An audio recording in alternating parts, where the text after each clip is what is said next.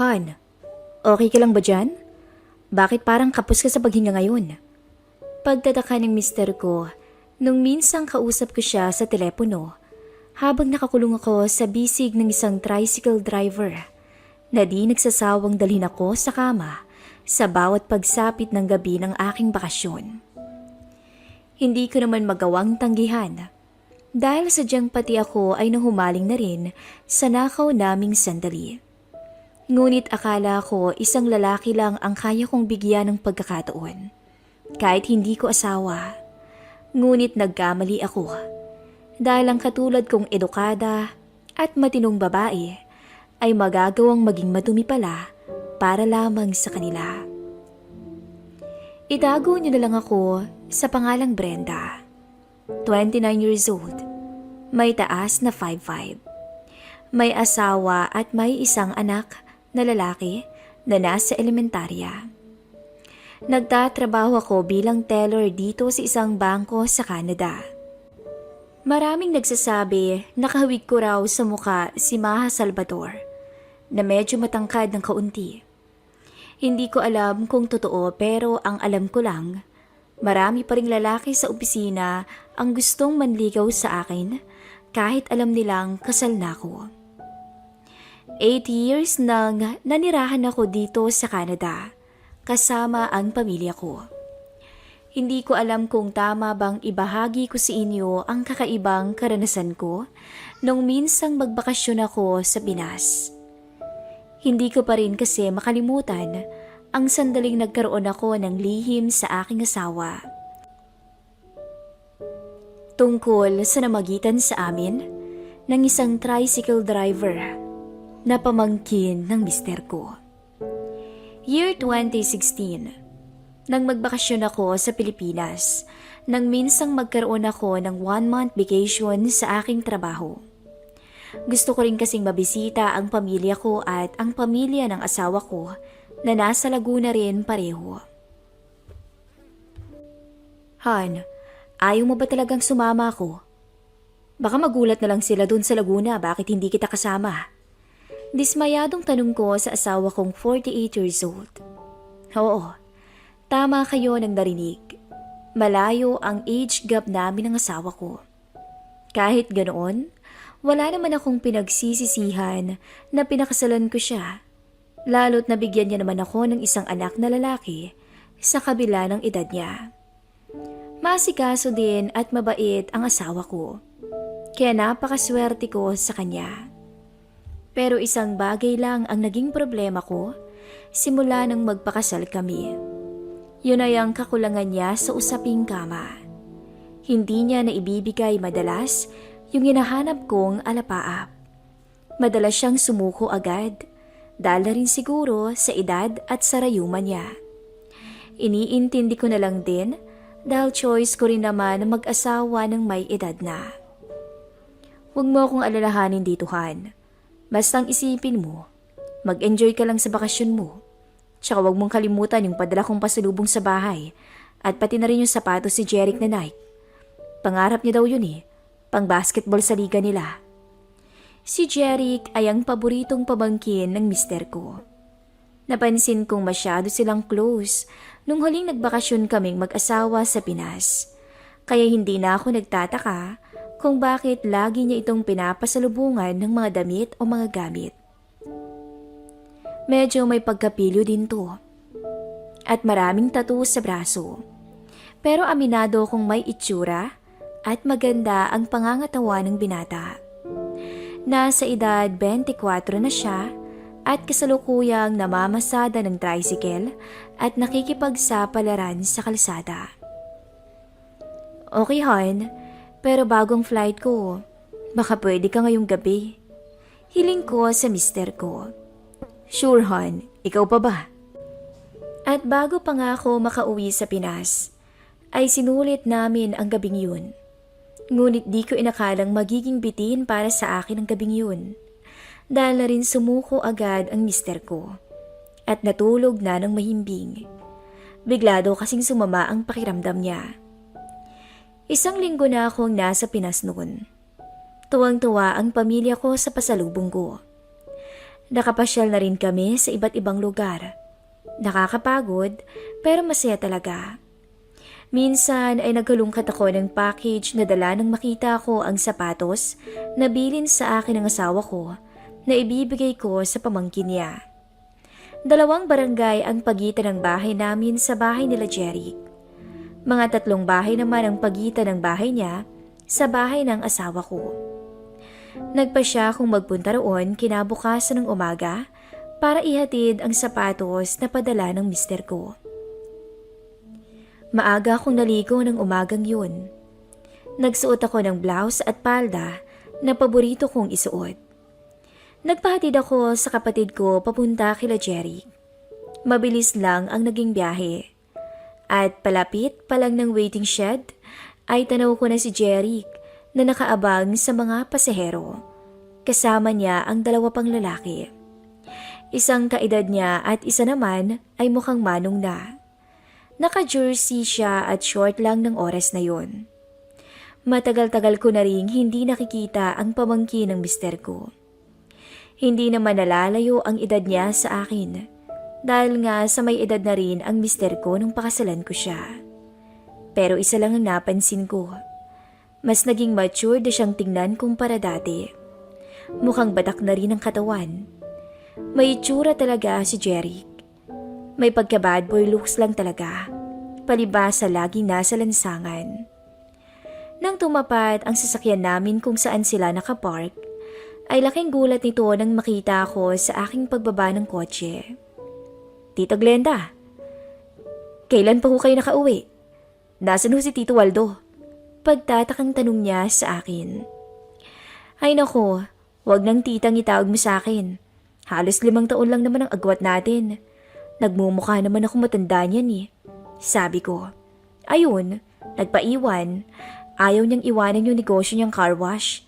At pansin kong pinagmasdan ni Jeric ang katawan ko, pero binaliwala ko lang yun nung una. Naku, sayang naman. Ano pala ho sadya niyo dito, Miss Glenda? Wala ba akong pasalubong dyan? Meron syempre. Pinabibigay sa'yo ng tito mo. Eto, sapatos. Kinuha ko ang box ng shoes sa may kotse, sabay abot kay Jeric. Naku, salamat po ah. Tinupad niya talaga yung pangako niya sa akin noon. Tuwang sabi niya.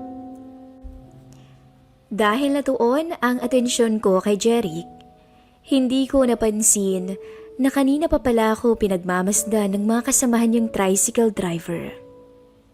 Nang mapansin ko sila, ay bigla nilang iniiwas ang tingin sa akin. Hindi ko alam pero parang may kung anong kiliti sa aking pagkatao kapag nahuhuli ko ang mga kalalakihan na natatakam sa akin. Pero hanggang dun lang yun dahil kasal na ako at may asawa na. Kumusta nga pala Jeric? May asawa ka na ba ngayon? Biglang na itanong ko. Oho tita, kaso hindi pa kami kasal eh. Live-in pa lang pero bumukod na kami. Ipapakilala ko po siya sa inyo. Tara sa bahay. Naku, sa susunod na lang Jeric. Hapon na rin kasi eh. Hindi bali. Pwede mo na lang akong sunduin sa bahay kapag wala kang pasada. Sabi ko sa kanya. Eto nga palang 1,000. Dagdag mo na lang sa pambili ng kailangan nyo ng asawa mo. Dagdag ko pa.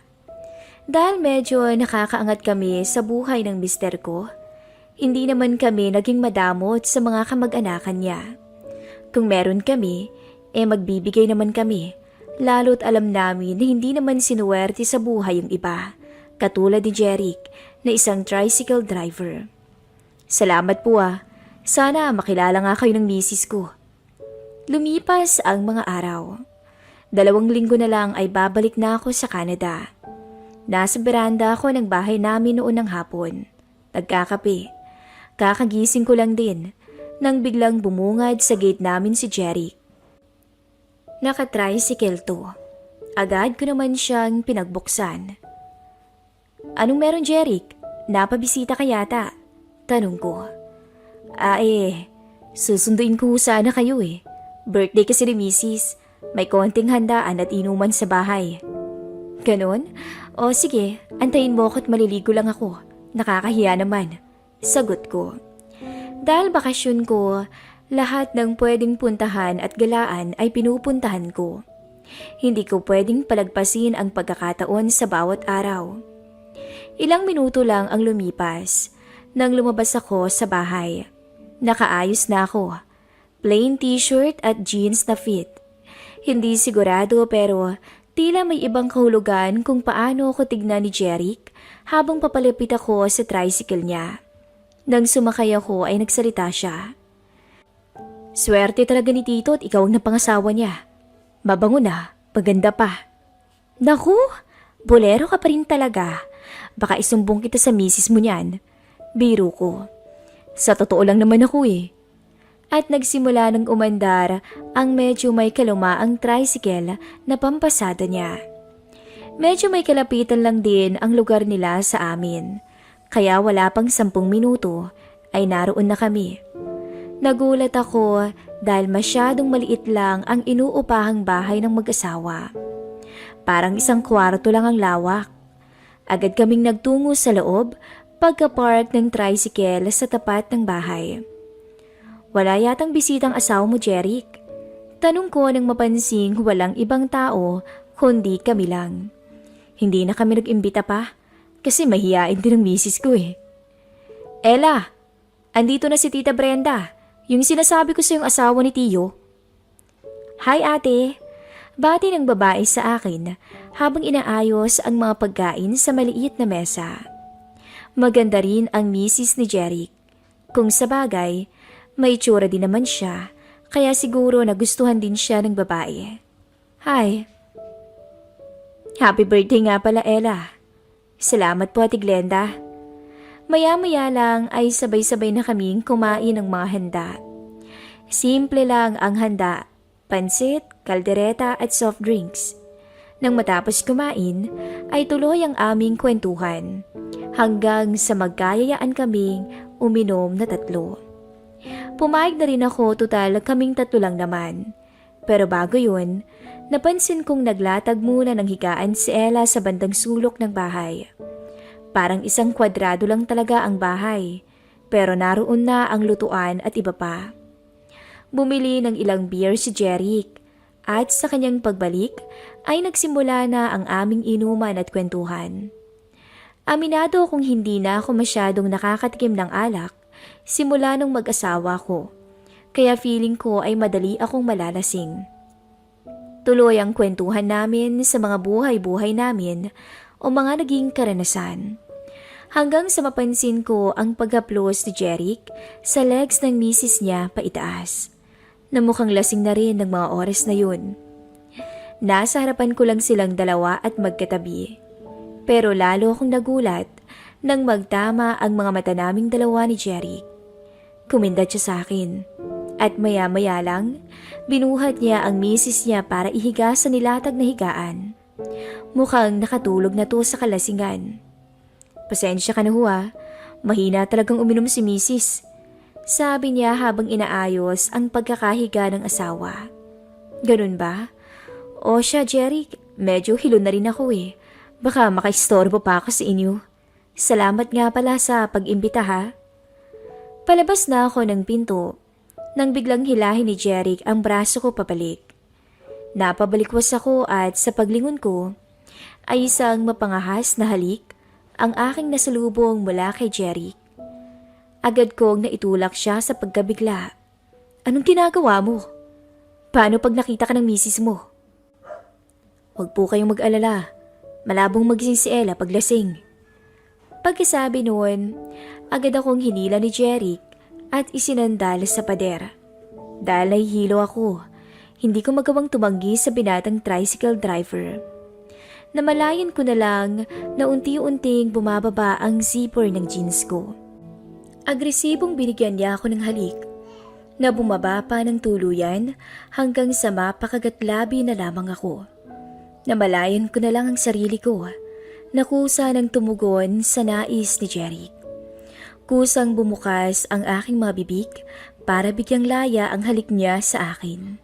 Hindi ko akalain na papayag akong pagsawaan ng isang lalaki habang ang misis niya ay mahimbing na natutulog sa isang sulok at nakaharap pa sa amin na anumang oras ay pwede kaming mahuli.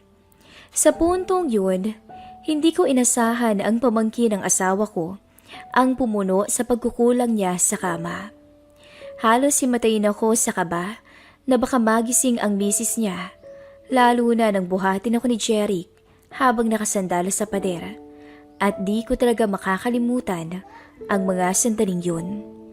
Sa paglipas ng oras ay kapwa kami na kontentong dalawa. Agad akong hinatid ni Jeric sa bahay, at bago magpaalam ay kinausap ko siya. Ikaw ha, pilyo ka rin. Porket lasing ako, sinamantala mo naman ang pagkakataon. Nakangiti kong sambit sa kanya. Sa totoo lang, wala namang dapat akong ikagalit. Dahil ako man ay nag-enjoy din. Pasensya na ho kayo. Sa totoo lang, matagal ko na kayong type eh.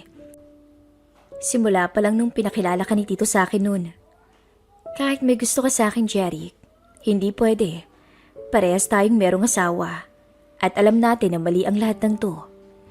At pag nalaman to ng tiyo mo, parehas tayong mananagot at masisira ang pamilya. Naiintindihan ko po, pero sana maulit pa yung nangyari sa atin. Kahit hanggang ngayong bakasyon mo lang sana. Sige na nga. Pero promise me na sa atin lang to. At kapag nakauwi na ako ng Canada, ay kakalimutan na natin ang lahat, okay? Dumaan ang araw. At halos wala pang 2 araw ay nariyan na naman si Jeric na bumubusina sa tapat ng gate.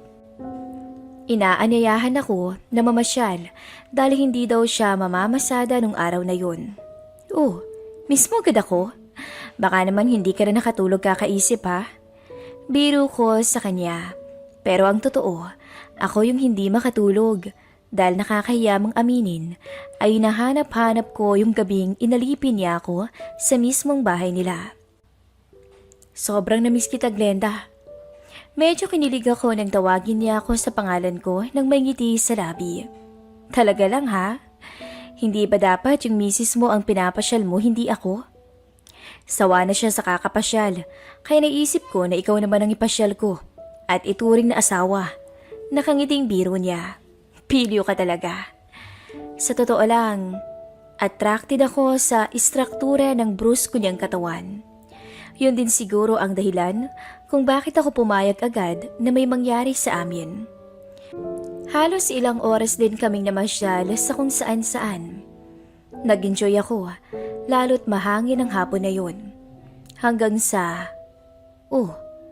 hindi yata to yung daan papunta sa atin, Jerica. Opo. Hindi ko nga pala nasabi sa'yo. Na-attend tayo saglit ang birthday ng kasamahan kong driver. May konting inuman at handa siya. Gusto kitang ipakilala sa kanila. Okay lang ba? Ano pa nga bang magagawa ko? Sabi ko sa kanya. Medyo tago at liblib na lugar ang pinuntahan namin. Maraming bisita pero nung medyo gumabi na ay sabay-sabay din namang nagsiuwian. Hanggang sa kaming 4 na lamang ang natira. Nagsimula na nga ang inuman.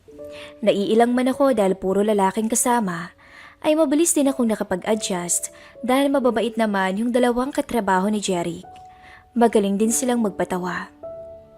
Nakilala ko si Noel, payat at parang hindi kayang magbuhat ng timba. Dati daw itong construction, kaso hindi daw siya nagtagal dahil hindi kaya ng katawan niya. Walang nobya dahil puro busted ang inaabot. Si Ben, 23 years old, pero mukhang manong na kaya't wala ring nobya. Hindi gwapo, maitim, at mukhang 40 na. Puro busted din ang inabot sa mga nililigawan. May kanya-kanya silang kwento ng buhay na talaga namang nakakaantig pakinggan. Hanggang sa tuluyang nalasing ako. Medyo naging madaldal at bastos na rin ang mga kwento ko. Yung mga naging karanasan ko sa lalaki, at pati usaping kama ay naikwento ko rin sa kanila. Alam kong sa aking pagkukwento ay naapektuhan ng kanilang pagiging matinong lalaki. Pati si Jeric na katabi ko ay nakayakap sa aking bewang at pasimpleng haplos sa aking legs kahit napapansin ng mga kasama niya. Maya-maya, bumulong si Jeric sa akin ng makitang. Halos mapapikit na ako sa hilo. at kalasingan habang ngiti-ngiti sa mga kwentuhan namin. Glenda, baka pwede raw na pagbigyan sila kahit minsan lang. Bulong ni Jeric sa akin. Hindi ko alam ang magiging reaksyon ko ng mga oras na yon. Pero dahil sa inuman, biglang nag-alab ang aking damdamin. At dahil na rin sa kaisipan at kuryosidad na silang tatlo, ay aking makakapiling sa nako na sandali. Sa huli, pumayag ako na dalhin ako sa kama ng 3 tricycle driver. Alam kong hindi lang dahil sa kalasingan, kundi dahil sa kagustuhan na bigyang laya ang sarili ko para sa isang panibagong karanasan. Sa madilim na kwarto na tanging liwanag lang ng buwan ang nagsisilbing ilaw, ay halos makalimutan ko ang sarili ko sa natatamasang alapaap. Hindi ko maawat ang gigil nila sa akin at halos mapayakap ako ng mahigpit sa bawat isa sa kanila. Nang gabing yun ay nasubok ang aking limitasyon. Naging hindi pangkaraniwan ang naging karanasan ko sa aking bakasyon sa Pinas. Magkahalong saya at konsensya ang aking naramdaman. Ang pagiging tapat at matinukong babae ay pansamantalang naisantabi. Bago ang flight ko, pinuntahan ako ng 3 sa bahay. Nagpasalamat sila sa akin. Ang pait ko raw, kaya nangako silang hindi nila ipagsasabi ang mga nangyari. Mababait naman sila, kaya tiwala akong magiging lihim ang lahat ng yun. Hindi ko alam kung anong iisipin niyo sa akin. Siguro, masyado akong naging mahina bilang babae. Pero handa akong pagbayaran lahat kung sisingilin ako sa aking pagkakasala. Hanggang dito na lang po ang aking kwento at paalam.